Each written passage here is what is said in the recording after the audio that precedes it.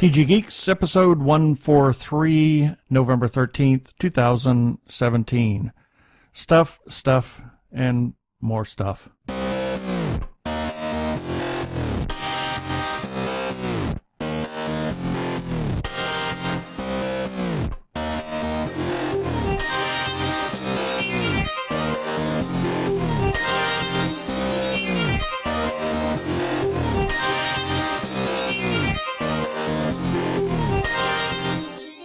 Hello and welcome to another webcast from tggeeks.com, where Ben and Keith, the Two Gay Geeks, talk about all aspects of geekdom and nerdery. Sci-fi, comics, film, horror, genre, you name it, we talk about it. I'm Keith Lane, and we're coming to you from TG Squared Studios in lovely, sleepy, tired, exhausted Phoenix, Arizona again. And I'm Ben Raggington, also coming to you from an unbelievably tired Phoenix, Arizona. Yes. Oh, but why are we tired? Why is Phoenix tired today? We'll get into that in a little bit, but we had another busy weekend. So we got a few things to talk about here with you today. So we're just going to get right to it. It's not really news, but no, that's our news. That's our sound. Well, yeah, but it's new. Well,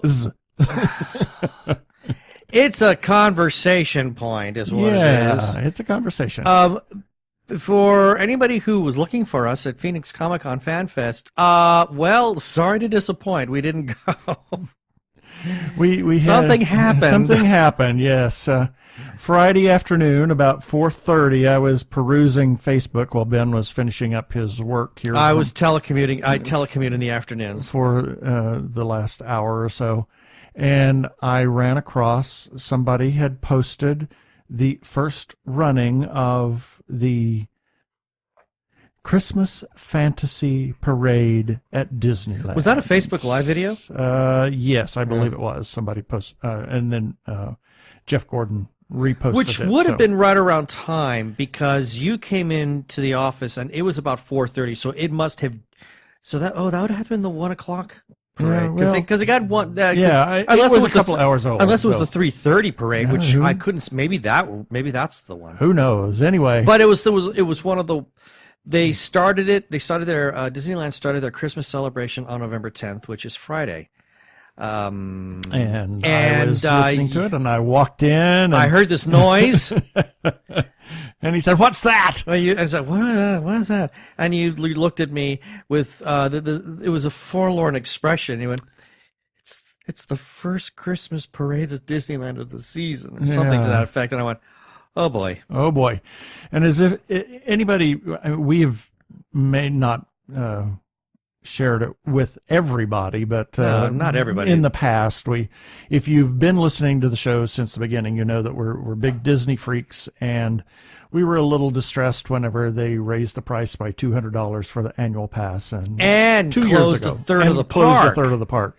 So that was 2 years ago, and we chose to not renew our annual passes because the math didn't make sense anymore at that point. So because we had a lot going on with the show, and so we looked at each other, and we had decided already that we were going to renew our annual passes this year, and we were going to go after Christmas. Mm-hmm.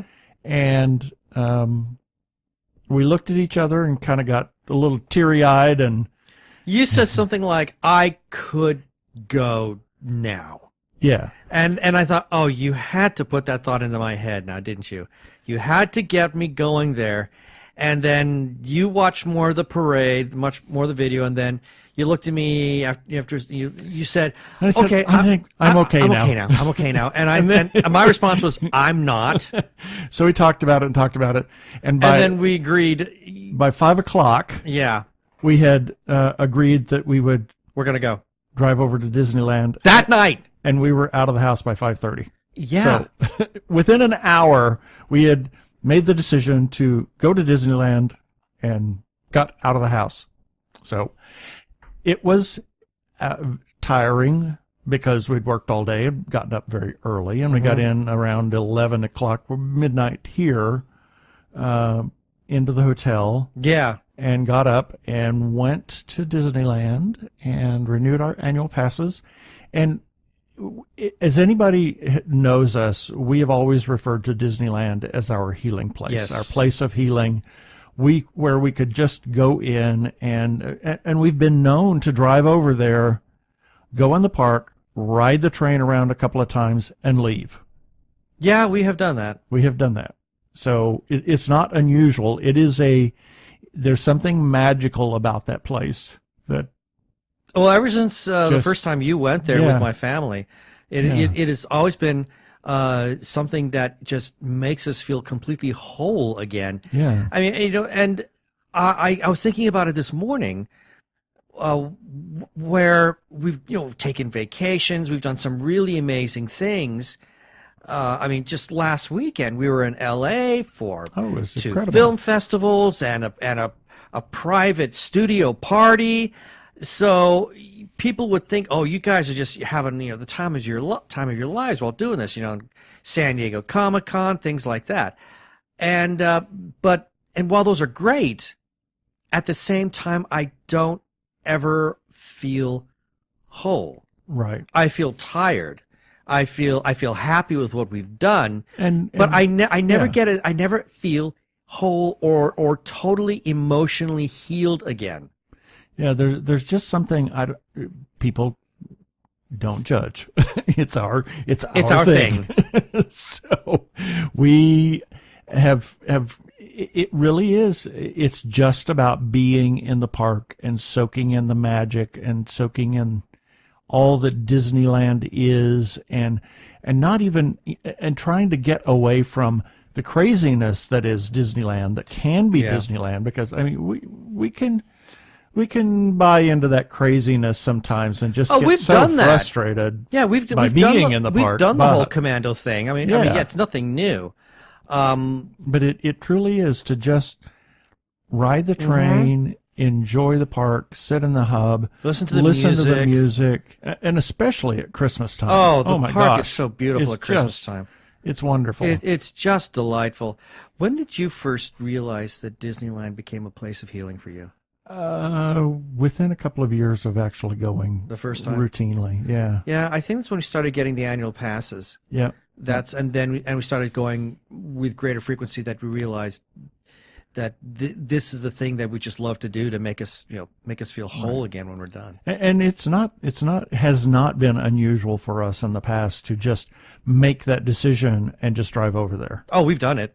I mean, we have done turnaround trips. Yeah, we've gotten up early on a Saturday morning and come back late on a Saturday night. In fact, we didn't get back. We stayed in Cyprus on Friday night at hotel.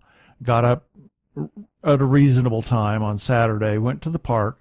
Spent all day in the park till about 4:30ish. About 4:30. And I mean, in both parks. And then we met some friends for dinner, and then it was late. It was 9 o'clock there before we left, so we didn't get home till about 4 this morning. I know. And here we are. So here we We're are trying to do a show, and that's tired. why we are so exhausted. And that's we are very tired. But Disneyland was absolutely fabulous. We renewed our passes. Yeah, it was a wonderful thing. The first thing we did is we rode the train because we wanted to try it out. What did they do to the train? They realigned the whole train. I mean, let's back up. Now, for people who've followed some of our articles, I mean, every time D23 does one of the big cons or big expos, we talk about some of the theme attractions that they're doing, and Disneyland right now is doing this big Star Wars expansion, which meant they had to completely gut part of the park. Yep. And as a result, they had to completely realign for the first time. First time ever, yeah. Or would it be the second? Did they realign it a earlier time? They didn't realign it. They added the Toontown stop. Okay, because we know that there's the original. There's an original station which is no longer used anymore. Well, there was the Main Street station. Then there was what they called at that time Frontierland before it became the New Orleans Square. And they hadn't extended it on past that, but then they extended it on past that to the garage or the roundhouse. The roundhouse, the original roundhouse that was just on that bend right by Chief Engine Howe. And it's raising his hand and everything. Chief Engine Howe, is that his name? Yes, there you go. I'm serious. I mean, really, is that his name? Or did you just make that up? Anyway. Wow. Yeah, anyway. I am never going to forget that. Well, I mean, that is brilliant. He's just there. Anyway, it's Chief Engine Howe. Oh, my God. There's something so funny, yet it's politically incorrect. Engine Chief Howe. Engine Chief. It's hilarious. Thank you. Okay, I'm tickled. I'm terribly tickled by that. So there was the original roundhouse that's right there, which used to be a whistle. I mean, it was, because it was a crossing, they always gave the crossing sound from the whistle. So there was that, and then they didn't have anything until Tomorrowland. Right. So then they added Toontown, and then there was Tomorrowland, and then in that whole expansion was the Grand Canyon diorama. But was that the original track alignment? Yes. Alignment. Okay. Yes. So they just added they added stops, right. But it was all along the same track alignment. Right. Well, they didn't realign. They replaced all the track. Right, but it's still the same alignment. It's same alignment, yes. That's the important part. Now, if anybody who's wondering about this, Keith is a real aficionado when it comes to the Disney trains. Sort of, kind of. He's a little bit. He's an aficionado. He's fascinated by them. Yes, fascinated. But this was. I'm an aficionado. I'm fascinated. You're a fashionista. A Disney railroad fashionista. I'm moving right along. Yes. So anyway, they had to really do a major realignment of the track as well as the Rivers of America. Right. So we were curious, what was it all about? What was it all about? Yeah. I remember when the trains first opened, how many months ago? Not that long ago. Oh my gosh, yeah, just less than 6 months, I believe. Yeah, in fact, I think it opened like end of June, early July is when they reopened. And a lot of people, initially people were like, oh, I hate it. I think it looks ugly, this and that, the other thing. They've kind of fleshed it out at this point. I mean, it was probably pretty sparse, but some of the vegetation is filled in. They've added more things, I'm sure, and finished all the work. They just needed to get it open. And you can actually see things that you never could really see before. Right.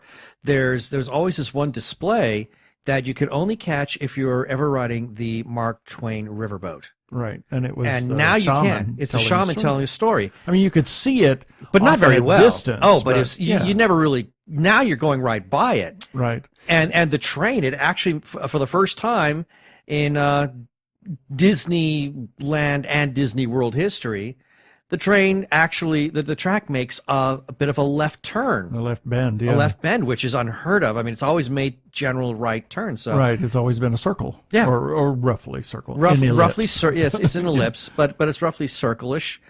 And now we've got this left bend, so everybody's kind of curious what's going to be like. I thought it looked great. It was great. They realigned also Rivers America. Big time. So what happens is you go along, you go to New Orleans Square, you go through Splash Mountain, and at that point, just at the end of Critter Country and Country Bear Restaurant, is where the new construction started. They built a rock wall on the left-hand side, and then on the right-hand side is the Rivers America, and on the other side of that rock wall, which hasn't been completed completely. Completely. Yeah, there we go. Completed. Completely completed. Completely completed and completed. And anyway, word has lost all meaning. Yes, there's actually a fence at this point. You can kind of see some of the Star Wars land building that they're doing back there. It's and big. And then on the other side of the rock wall, they shortened the track into the Rivers of America kind of lane, if you will, and then they made the left turn and then back realigned with the tunnel. And so they built this Oh, this big long bridge. Beautiful bridge that actually goes over the water. Yeah, and there's it looks like there's going to be something else going on there. You kind of think? Yeah. So yeah, and it's like it's not done yet. Actually, I think that may be the hiding place for all the barges for Fantasmic. It could be where we saw that waterfall. Right. It's possible. It's possible. Anyway, so that was our first foray into Disneyland Park after we finished standing there at the top of the Main Street station and looking down at Christmas and Disneyland. I started crying. Yeah, so I just got so emotional because I mean wow. Unless you have that place, everybody I think needs to have that place of healing. One that just makes them feel unbelievably happy. Yeah. And completely whole. And unless you have something like that, it's kind of hard to relate to what it is that we're talking about, especially given that we were denied that. Yeah. For 2 years, and finally we got that back. So to go through there, it was exciting to see what has happened in that part of the park. It's exciting to see some of the construction going on in the new Star Wars expansion. Absolutely. Although I've already stated for the first year, maybe year and a half, we're not going. Well, not there. Maybe not. Not to the Star Wars expansion. I want to wait for the crowds to thin out. We'll enjoy the rest of the park. Believe me, there's plenty of other stuff to do at Disneyland. Yep. We don't have to go into the Star Wars expansion. We can wait on that. Yep. And I'm okay with waiting on that. I mean, gosh, like I said, there's so much else to do. For example, I mean, one of our favorite places to go to is Norland Square. Yep. We did Haunted Mansion. We have to talk about what happened in Haunted Mansion. Oh yes, and wow. Hopefully I'll take some of the pictures that we took and maybe the little video that I did. We were riding Haunted Mansion, and this is the Nightmare Before Christmas overlay for Haunted Mansion, and something that has been added within the last several years. Just the last few years, yeah. Was the Hatbox Ghost, which has been talked about for 50 years. Ever since that stupid ride first opened. Yeah. The Hatbox Ghost has been talked about. It's been talked about. I mean, and even though it's officially been stated that there was never a Hatbox Ghost originally there is constant rumor. I mean, this thing has become myth about how the Hatbox Ghost was actually there the first time around, but one story says that the technology was so bad that they had to pull it out because it just didn't come off. Another story has it that it was so unbelievably scary that they had to remove it because it was terrifying the park goers too much. Yeah. But in any case, the Hatbox Ghost is back, and actually, it's better today than it was when we first saw it. Oh gosh, yeah. And we're riding along, and we're coming up on the Hatbox Ghost, and what happens? The ride stopped. Right in our front car. Of it. Right in front of it. In front, literally. I mean, not at an angle. We are dead right in front of it. I mean, it's like he's looking at us. I'm grabbing my phone out because you never know how long they're going to stop those things. They stop it for a number of reasons. For a number of reasons. I mean, somebody's having trouble getting on or getting off, or we kind of got lucky because we kept hearing announcement over the speaker. Don't push on the handlebar. Yeah. So obviously there was somebody riding the ride that was not being very cooperative, which was to our benefit because that gave us like 30 seconds in front of the ghost all to ourselves. I pulled my phone out. And, of course, the Hatbox Ghost continues to do his thing where his head is there, and then all of a sudden his head's in the hat box. And I took a number of photos, and then I actually got a video of it, of the whole transition. So, I mean, we're going to try to post all of that that was on the such show notes. That was such a joy. Great. Yeah. I mean, we've been wanting and waiting and wanting that for ever since he reappeared. Yes. And he's very hard to catch because you go by him at such a good clip, and sometimes you don't see the transition. Yeah, it's so dark there that it's hard to get a good photo if you're running by. Right. So we and were this right time, I mean, you could not have asked for a better view. Yeah, it was really fabulous. It was just spectacular. So those were the only two things that we really did in Disneyland. In terms of attraction, yeah. We walked around. We did Tiki Room. Oh, yeah, we did. Well, yeah. Yeah, we always do Tiki Room. Always do Tiki Room because there's always, And Maynard was in rare form. Yeah, Maynard. Oh, my God. Maynard is a man who has been he's been with Disneyland for years. It started out, I believe, at Haunted Mansion or someplace else. I think you're right. Was at Haunted Mansion for years and then wanted to move over to Tiki Room and did the whole spiel. There's an approved script that all the cast members are supposed to go by, and Maynard desperately wanted to do his own. He wanted to embellish, and he's really good with voices. Yeah, so he actually got approval to do his alternate script. But we had a chance to talk with him, and I don't know if he pulled on this spiel just because he recognized us, or if he noticed that we recognized him. But he gave this big, outlandish just spiel just for the two of us out in the waiting area. Yeah. About the statues and how things have changed in the entryway, how Donald ripped up the turnstiles that were there. I mean, it was insane. I thought the man is just it's crazy. He's nuts. And his little spiel, I mean, like I said, he finally got approval from the park management to go ahead and do what he does.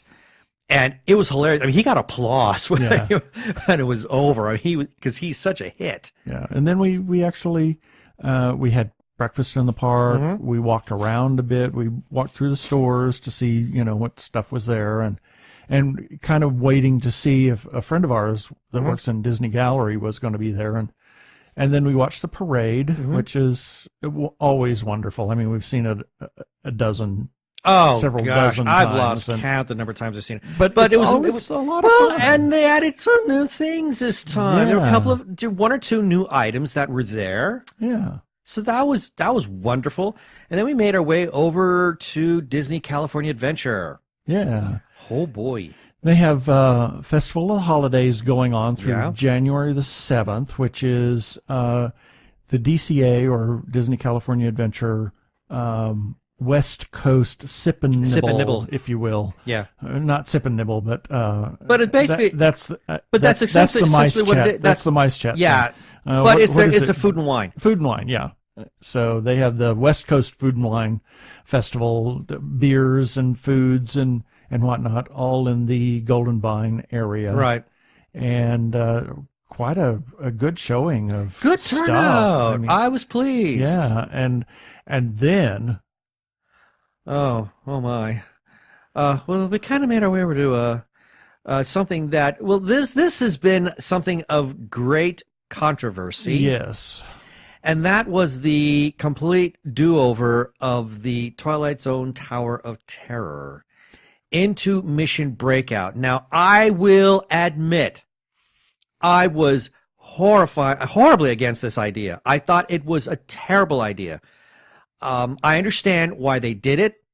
It was to save money. They don't have to pay the rights to use Twilight Zone anymore. I get it. They own Marvel, so they could just do what they want with the characters that are part of Guardians of the Galaxy and not have to shell out any extra royalty or copyright money involved. I think I also hated it because I thought it looked garish. Based where it's located, it's at the very end of what is referred to as the Hollywood backlot area. But they're also, if you think about it, what are they in the process of thinking let me get to let me get to that in a moment. Now, initially, I thought this was just a bad idea, but a lot of people said you have to try this ride. It's amazing. So. And I, Keith and I are big Marvel fans. I mean, just look at any of the reviews that we've talked about. We love the Guardians of the Galaxy films. We gave Thor a really high mark. I think I gave it 4 out of 5 hammers, if not 5 out of 5 hammers. So yeah, I was curious as to what they were going to do with this. So we went into the ride. They gave us a nice, cute little backstory. I will admit, the intro story. We missed the first part of it. Yeah. And that's how the Guardians are now trapped in these cages that belong to the collector. I mean, we didn't get to see that because we did the fast pass. Yeah, and so you bypass part of the queue, and part of the queue is where you get the first part of the story. Then you got the second part of the story. I didn't feel like waiting for 2 hours in line. No, but I kind of think maybe we might want to do that when the lines are really, really, really, really low, so that we can go through there and take in the full story. Anyway, then there's a second part where we are seeing a video of the collector, and they got Benicio del Toro, yes, to come back as Tanavir to explain the nature of his collection. Phenomenal audio animatronic of Rocket. Yep. And then we get on, go through the second queue, and then we get on the ride. We have done Twilight Zone Tower of Terror both here and Orlando quite a few times, especially Anaheim's. We've done that a lot. Yep. So even though they had a randomizer in terms of their drops, there was still some semblance of predictability. Right. Wow, you can throw that out the window. Exactly. This ride is mad. It certainly was. It was absolutely mad. I'm glad I had the presence of mind to take stuff that was in my shirt pocket and stick it in my pants pockets. I had my phone in my shirt pocket, and it went flying out, and it landed on the floor, and I had to put my foot on it so it wouldn't fly around anymore. That would have been insane. The ride is mad, and I liked it.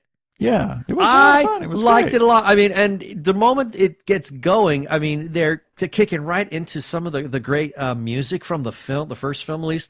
I was told that there are like 3 different versions with songs. Yeah. And this one started off with the Jackson 5 from the end of the first film. And I was like, okay, I'm kind of digging this. I'm like, what the heck? Although I didn't say heck, is going on? I mean, the ride shoots you all over the place. Yeah, it was great, though. I loved it. Great. I loved it. And it we was have so a much photo fun. of that, too, of us. Yes, we have a photo of us right at the very top of the ride. You know, I've got my arms raised up in the air, and you're giving a big thumbs up. Yep. It's mad. I absolutely loved it. I can understand why that ride is so popular. Yeah, and that was our trip to Disneyland, our whirlwind trip. Now we got the madness out of the way, so when we go back at Christmas, we can just kind of relax, sit and relax, and just although it'll be mad in its own way because now other things that we've deprived ourselves of we'll be able to enjoy again. So. Exactly. But yeah, gosh, I cannot tell you how happy it is for us to be able to go back there. I mean, as exhausted as we were. I mean, and are. God, I mean, holy moly. What time did you get up this morning? Yeah, well, it was 7:30-ish, 8-ish, somewhere. Yeah, because we didn't get to bed until almost 4:30. Yeah. So I had about 3 hours of sleep. Yeah, and I didn't get up until 9:45. Yeah. So we're just running a little empty here. A bit. Yeah, but I don't regret it. No, not I don't regret it. You know, and then afterwards met up with other friends, some of our actually vacation friends is what they are. Yeah, who live in that area. Also, one of them's she's a cast member for Disneyland. So, yeah. So it was great to be able to see all of them, to just be reacquainted with these people that we know, not just as acquaintances, but some of them are friends, like the one that you mentioned, you know, Lucas, that we met at the Disney Gallery. I mean, he's been a longtime friend of ours now. Actually took one day out of his busy life to spend with us for my birthday. Yeah. You know, which just goes to show the level of friendship that we have with the people who are there. Yeah, but we were going to Club 33 too. So. Well, that's true, but he was still willing to spend the day with us. Yeah, absolutely. It was great. You know, and it's not like he hadn't been to Club 33. He had once. Yeah, but he was willing. You know, I don't want to think of it that it was Club 33. No, it's because he wanted to spend it with us. It was your birthday. It was my birthday, and he likes us. And I mean, you saw his face when he comes out of the office. We kept checking in to see when he was going to be on shift, and he wasn't until 3. And they had a meeting. And then he had a meeting, and I told everybody, don't tell him that anybody asked about him. And we were standing there in the gallery, and he came out of the back, out of his office area, And he looked at us and it was did a double take. take. It really was a double take. Yeah. He caught us, and then he stopped, and then stopped again, and then looked back and went. And then he had like a moment of he couldn't say anything. His mouth just popped open. His eyes got big, and he was like, "What are you doing here?" Yeah. He said, "What the what?" Is that what he said? What the what? Yeah. It was a joy. It was great. It was fantastic. It just we feels, hadn't seen him in 2 years. I know. So, yeah. It just feels so good to be back there. Yep. And we're not going to deprive ourselves again. Not like that. No, we'll have to kind of bite the bullet and just do it. So. Like that's a bad thing. Yeah. Well, I mean, price-wise. Okay, yeah, I get that, but it's worth it. It's really worth it. And something that I've always said is, yeah, true, money can't buy you happiness. But then you added, money can buy you the ticket to happiness. Exactly. And that's what this does. I mean, yeah, it's not cheap what we did. We got the premium passes, which means so no we can blockouts. Go anywhere. We can go anytime, yeah. anytime we want, assuming there's not a special engagement. And that's what we wanted. We wanted to be able to do that. But at the same time, to have that freedom to be able to, I just need to go. Exactly. And the fact that just literally on the spur of the moment, we made that plan to go down there and we had a great time. Exactly. It's a lot of fun. It was a lot of fun. So we love Disneyland. We're crazy about Disneyland. As much as we like seeing the other Disney things, like the cruise lines and Disney World. And hopefully one day, the other parks, yeah, the other Disneyland. Disneyland is our special. park. It's a special thing. That's our so park. So if you haven't been to Disneyland, you really should check it out. I mean, even though the crowds can be maddening sometimes, if you get past that and can just soak in the magic, yeah, it truly is a magical place. Absolutely. So that was our trip this weekend. Hey, it's Brian Augustine. Some people say I'm a comic book legend, and who am I to argue? You're listening to Two Gay Geeks, and I don't exactly know why, but have fun. He is such a nut. Thanks, Brian. He really does like us. I mean, he teases us relentlessly, but he really does like us a lot. Well, we like him. I mean, he's a great guy. I really like Brian. And here's a few selected birthdays for November 13th through November 19th, 2017. November 13th, Whoopi Goldberg. She's not of that TV show, The Goldbergs. It's hope not. Whoopi is, Yeah. Okay. Whoopi also, as in cushion. Yes, there we go. And also on November 13th, Gary Marshall. Yes. Too bad he died last year. It was I don't know. I feel July. I feel like I need to watch Soap Dish again because he's hilarious in that movie. Yes, he is. November 14th, Paul McGann. Doesn't count. Yes, he does. Count. Yes, he does. And speaking of somebody else that I think the character that said that, one of the characters that said that, no, that was in the original. It was right. RTD. Russell T Davies right. wrote that for the original Queer as Folk. Yeah, but also on November 14th, Russell Tovey. Yes, who has been in Doctor Who. Yes. And November 14th, Sherwood Schwartz. Okay. TV producer. I feel like I should know that. Gilligan's Island. Oh, really? Brady Bunch. Okay. Now, it's Brady Bunch that I remember from. It's About Time. It's about I don't know that one. Don't you remember No. All I remember is the theme song. It starts as, "It's about time, it's about space." Da, da, da, da, da, da. It must not have lasted very long. Yeah, it was one year, I think. Also on November 14th, Claude Monet, Aaron Copland, Fanny Mendelssohn-Hensel, and our niece, Galen Hughes. November 15th, Daniel Barenboim, a famous pianist, and I've told this story before, but I was not there, but the high school had a performing arts center, and there was a program that was in Muskogee that was a arts thing, and they bought a brand new grand piano, and it was a Busendorfer, and I remember you telling Daniel me about this. Barenboim came to town to Test it. Or christen it, test it, yeah. In a special performance. And he's playing along, playing some piece, and all of a sudden he picks up a black key, and just sets it up on the thing, and it was like the B flat key is just broken off of this brand new piano. Oh my word! So, kind of funny little thing. Also on November 15th, Johnny Lee Miller and Georgia O'Keeffe. November 16th, Burgess Meredith and Clu Gulager. Clu Gulager he did a lot of things. I kind of got the feeling you're going to say Clu Googler. Yeah, Googler. He invented Google.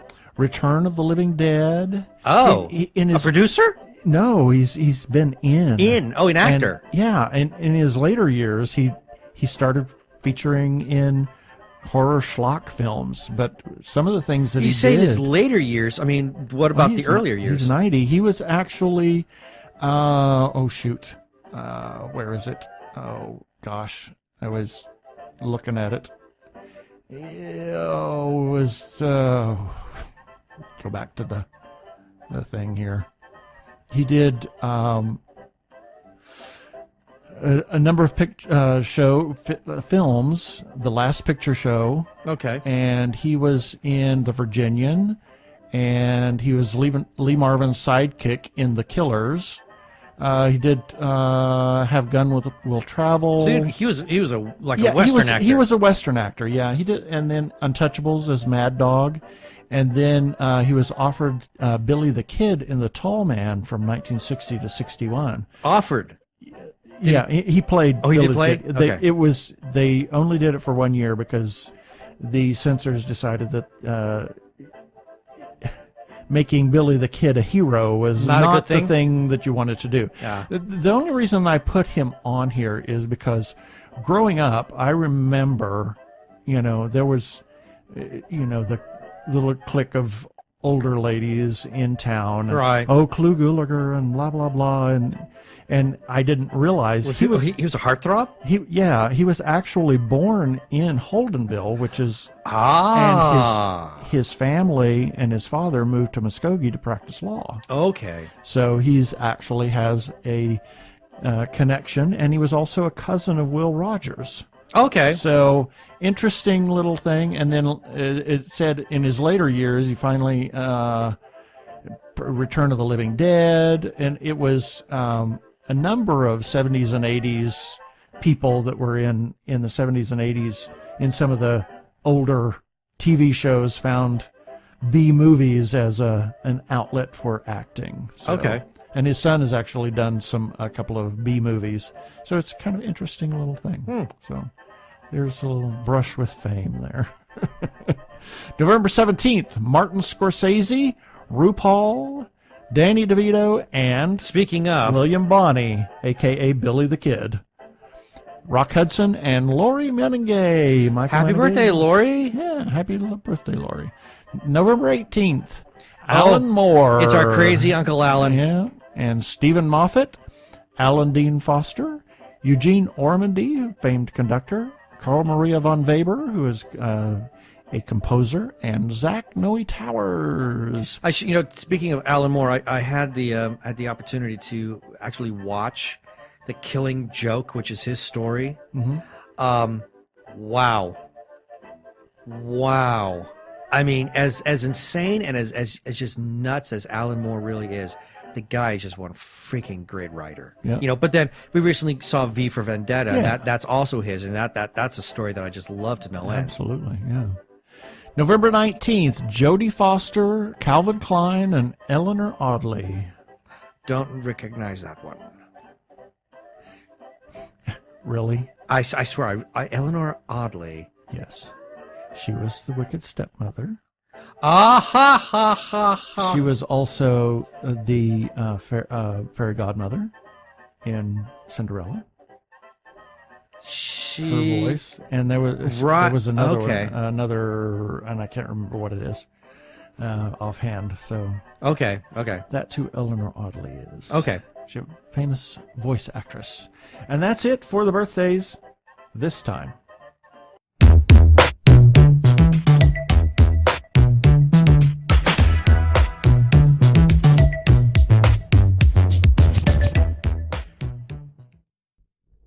Red Legion took away our home. Dominus Gaul has stolen our light. But from the ashes, a fire team of guardians rise to... Guardian down. Wait. Who was that? Titan, no jump good. This is Happy Hour from the Tower. I'm T. I'm Nick. I'm Brandon. And we're going to talk about all things Destiny. Why we play. Why we love punching aliens in the face. And why T's aim needs a little bit of work. Have you got that? Say you've got it. Say something. A podcast for players of all levels. Find Happy Hour from the Tower on iTunes, Stitcher, or at happyhourfromthetower.com. Eyes up, Guardian. Time to give up the ghost. It's Happy Hour from the Tower. First round's on us.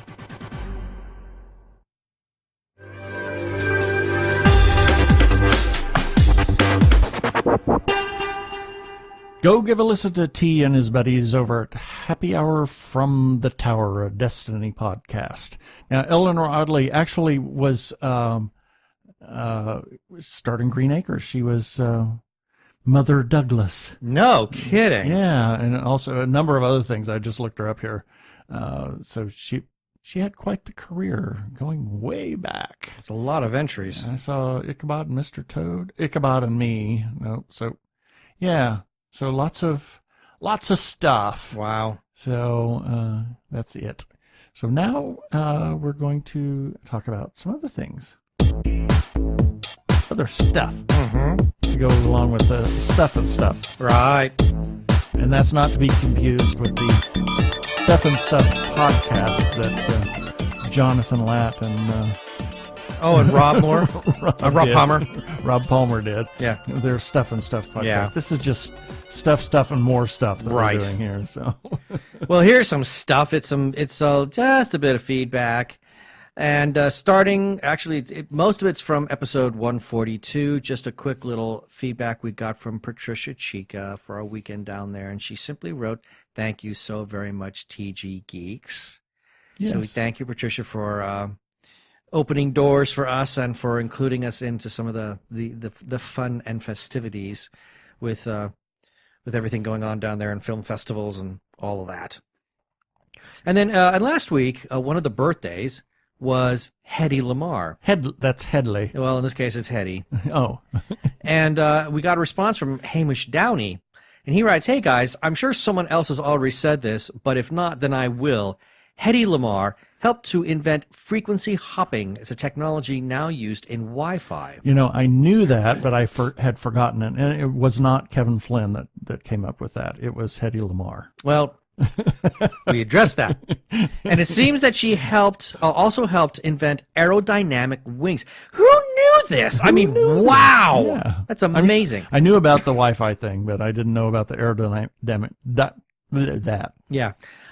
Thanks to internet memes, she's probably more famous for this now than her films. I first heard of this when I studied HTML coding at university. From one gay geek to another, wink. Yeah. And then Hamish gives us a Wikipedia entry, which we will include in the show notes for this episode. And we did make mention. We messaged back and made mention how we were pretty tired from the activities in LA. And then I kind of said that we could make it part of this week's feedback. And he responded with, "Awesome, guys. I was actually really surprised to think that you didn't know this. I can imagine that you were tired. Festivals are amazing, but exhausting things. Congratulations on your success with the short film. 30 festivals is very impressive." Yes, it is. And then lastly, someone reached out to us named Benjamin Bartlett, and he has got something called the Talking Dead comic series. Yeah. And he reached out and says, "Hi, thought you might be interested in our upcoming comic series just launched on Kickstarter. We appreciate and thank you for your time and look forward to hearing from you. Sincerely, Jeff Holman and Ben Bartlett." And we will have the link to the Kickstarter page for Talking Dead comic series. It looks kind of interesting. It's a fascinating little take on talking and taking and talking and the dead. Right. It's zombies and marijuana. Zombies and marijuana. Okay, that's a fun mix. Yeah. You toke up a little bit, and then you just stare at the zombies as coming towards you. No, I think It's something completely different. Or is it the zombie that's toking up on the pot? That would be fun to watch. Well, actually, Would that be the that's zombie? kind of Will that be part the of it. zombie just be staring at you as you're running away? Yeah. It makes them hungry for something other than brains, I believe, is the whole point. Okay. So it could be fun. They've got it pretty well fleshed out. So check out the Kickstarter campaign. We'll have the link on the show notes.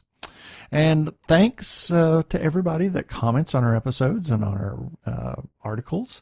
You can comment on everything on our website, whether it's our articles, whether it's our reviews, our episodes. You can comment on our Facebook page. You can comment on Twitter. You can comment wherever you want. And you can even call us at 469-TG-GEEKS.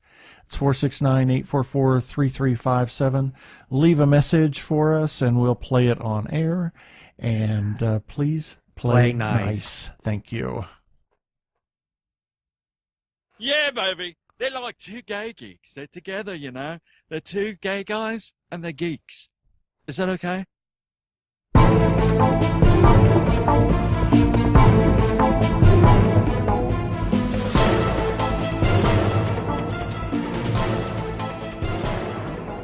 So we did talk a little bit. Oh, stop it! Yes. We did talk a little bit about our time down in LA, and as Hamish mentioned in the feedback, 30 festivals. I mean, morning after. Holy moly. It's making the festival circuit, and it's racking up quite a few awards. And actually, one of the festivals that we attended, the Studio City Film Festival, actually Patricia won Best Director in a short film. So it was that was kind of neat. Especially considering some of the, I mean, we didn't see every single entry for that festival because we were just down there for the one block. But there were some things there that I thought were, I mean, there were one or two that I didn't care for, but there were others that I thought were very well done. Yeah. So for Patricia's to, just in that block alone, not only that block, but in all the other blocks, to come out as Best Director, I mean, that's really saying something. That's pretty cool. So she is a very talented director. Oh, she's amazing. You should go to patriciachica.com and check out her other stuff. I mean, Serpents, Lullaby, Crimson Dance, Trick or Treat. I mean, Tricky Treat. I mean, and we didn't mention while we were there that we met the John writer. Kamal Iskander, who was the writer of Tricky Treat, that Patricia was the director for. So and he wrote that in high school, I think he said. Yeah, and then they fleshed it out some more. But yeah. It's such a great short. It's really macabre, but it's great. It's great. But her work is just amazing. So it's great to see that she's getting this kind of recognition. Absolutely. It's like go women power kind of thing. Yay. So something else just came down the pike. Now you heard us talk, or you heard a little clip from Brian Augustine. Yeah, and I put that in there on purpose. Deliberately. Yeah, of course you did. Of course I did. It wasn't coincidental. No, nothing's a coinkydink. Not here. And for anybody who doesn't know, Gotham by Gaslight is a story that Brian Augustine wrote. Yes. For DC. It's part of the Elseworlds series. And this is these are things that are not canon. They're not part of the DC universe. These are, you can almost call them like what if type stories. And here's one of what if Batman was actually the Dark Knight during the time of Jack the Ripper. Is really the basic premise of this.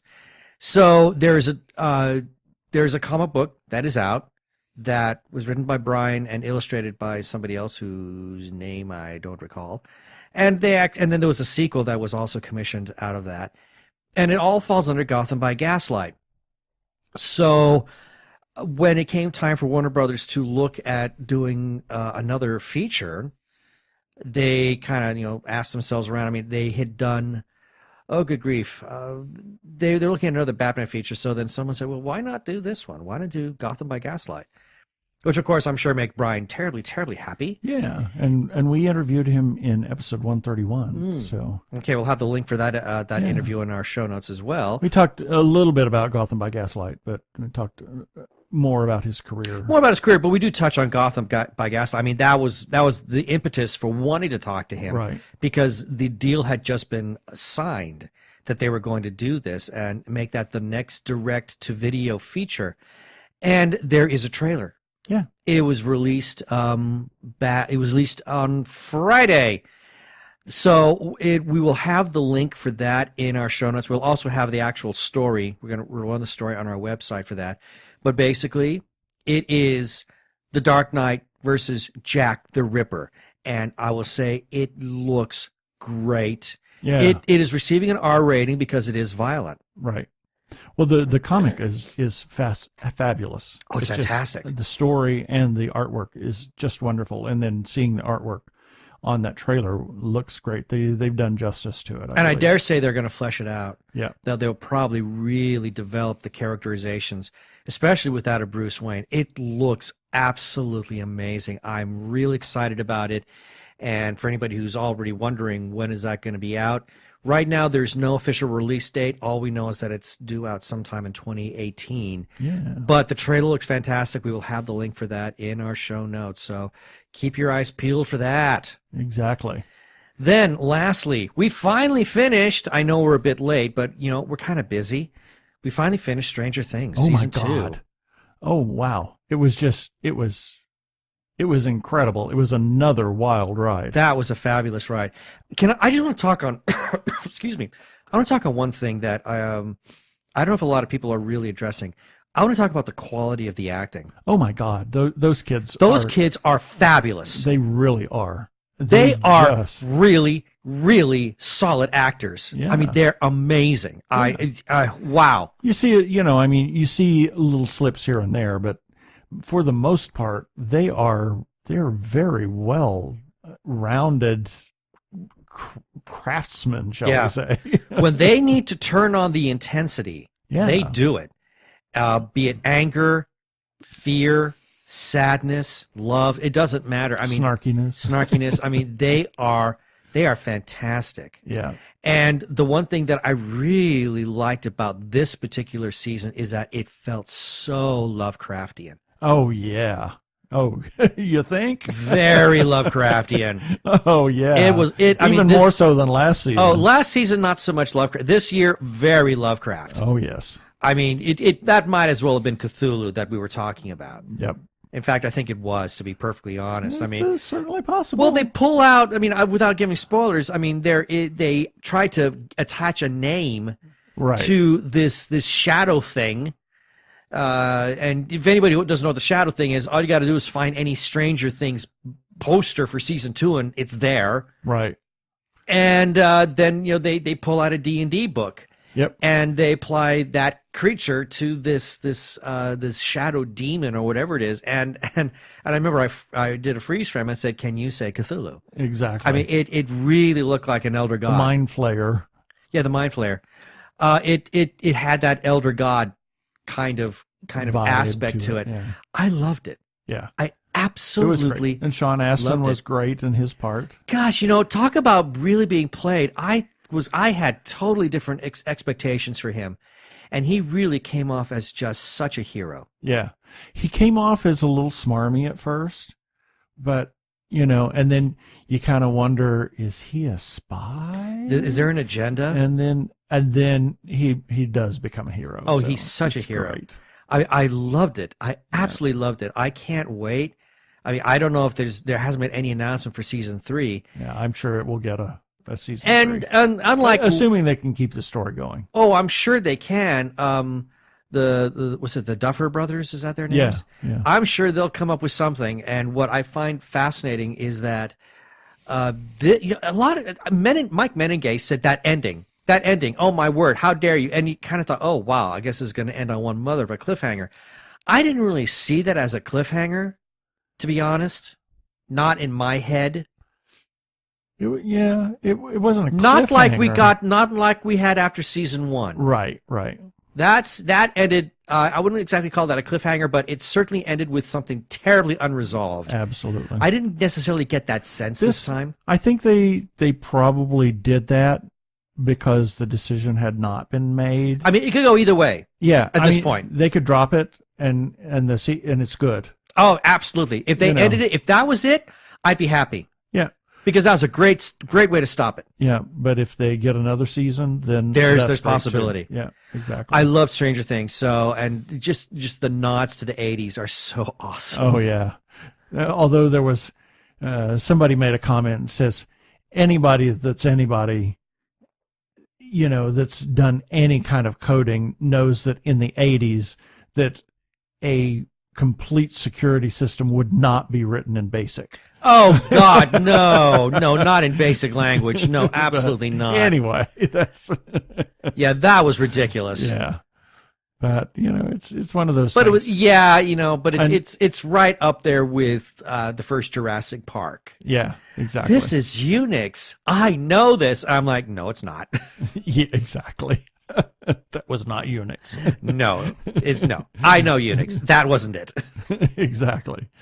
So that, Stranger Things. I can't wait to see what they do next time. There is a making of or an interview kind of thing that's on Netflix. And there's also the James Corden thing. Okay. Yes. I will. I'm going to link this. This is so unbelievably awesome. I will link it. But James Corden did something fantastic with the four boys. Yeah, I will link they that. Were almost a Motown band. Oh man, called the Upside Downs. It was great. That was a great bit. It's a fabulous bit, but holy crap, the performance was actually, it was almost good. Yeah, it was.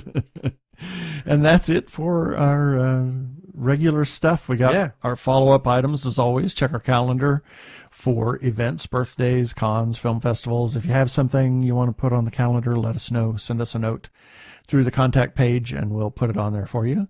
Phoenix Comic Con is at the Convention Center May 24th through 27th, 2018. More information to come. Arizona Opera presents Tosca, Puccini's high-stakes drama of obsessive love and political intrigue. That will be this coming weekend when this episode is released. Absolutely. Phoenix, November 17th through 19th, and there are still good seats available. Check Arizona Opera at azopera.org. Check out the third edition of Podcasting for Dummies, written by our friend T. Morris and Chuck Tomasi. Go to podcastingfordummies.com.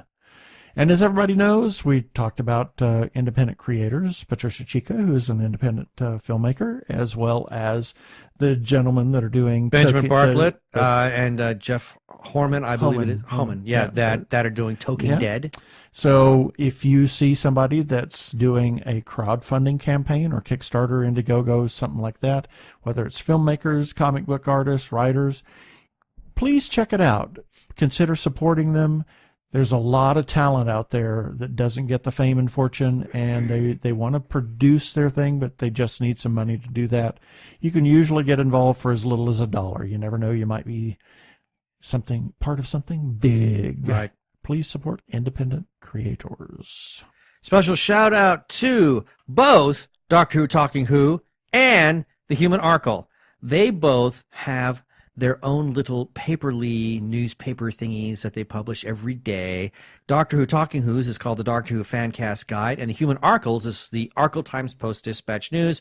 Both of them republish much of our own content. We thank them for that. Yes. For Doctor Who Talking Who, you can find them on Twitter at Talking Who. For the Human Arkle, you can find him on Twitter. He's simply at Arkle, A-R-K-L-E. And Arkle also has a presence on Tumblr. It is the Incorrect Star Trek Voyager Quotes. I would say, it's great fun read. Some of them are real head scratchers. Check it out, but make sure you're not doing it while you're at work because some of the content there is a bit naughty. Yep. And we want to give a shout out to the Lookie Show, the twins, Sasha and Dagmar. They are great. We love them.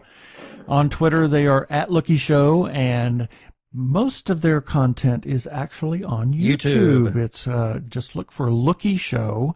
They do movie reviews and TV show reviews and other things in a rather unique way. Oh, so yeah. check them out. Lookie Show. Special shout out once again to the Facebook group, The Gay Geek, for allowing us to post our episodes on their page, on their awesome page, where lots of awesome people are there, and just a lot of awesome content. And their URL. Awesomeness. Yeah, there's a lot of awesomeness, seriously. And their URL is facebook.com/groups/thegaygeek. And as always, our greatest gratitude and most heartfelt thanks to the moderator, Jeremiah Reeves, for saying, yes, you can share your stuff here. Thanks, Jeremiah. We want to remind you to occasionally click on our Amazon ads. You can find those at the bottom of each article and on widgets on the side of the page. Just check them out. Doesn't cost anything. And if you decide to buy something, use one of our search ads. We get a little bit of a kickback. Thanks for your consideration. And lastly, check us out on iHeartRadio. And please rate us and review us on iTunes and subscribe. Please, please, please subscribe to our YouTube channel. And that's it.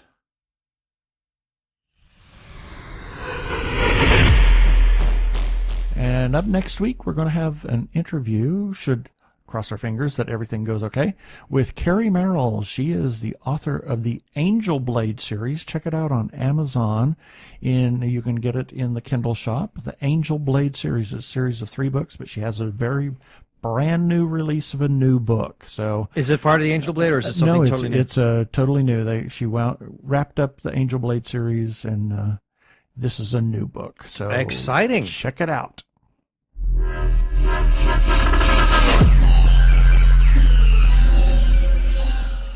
Okay, that should do it for this episode of TG Geeks Webcast. Be sure to check out our article for this webcast episode.